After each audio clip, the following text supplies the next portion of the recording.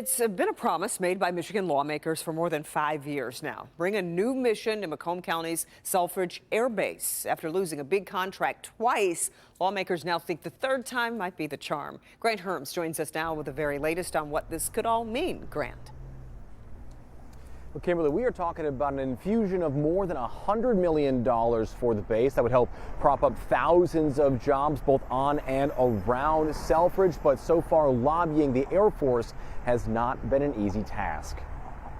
Michigan leaders making the case to bring a new Air Force mission to Selfridge Air Base. Every member of the House of Representatives from Michigan except Congresswoman Rashida Tlaib, both senators and the governor, sending letters to the Secretary of the Air Force. A bipartisan push to keep the aging air base from falling further out of favor.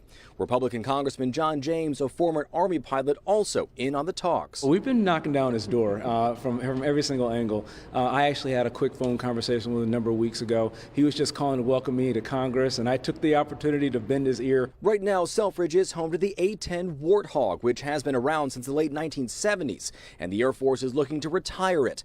But that would mean the loss of hundreds of jobs and lots of money in and around the base. The new mission would likely make the base a training center for the new F-35 fighter. The base has been passed up for the mission before. Contracts in 2017 went to Wisconsin and Alabama, and this time the base is the military's backup option. They'd rather see it go to Fort Smith, Arkansas. James says he and his fellow members of Congress aren't about to let that happen. Well, we're not talking about that. Frankly, I like our chances if we work together. Hopes a new mission for a new future in Michigan.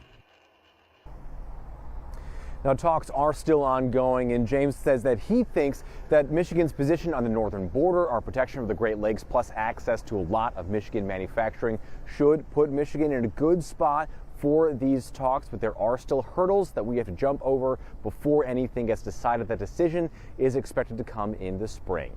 Back to you. Okay, Grant, we appreciate it.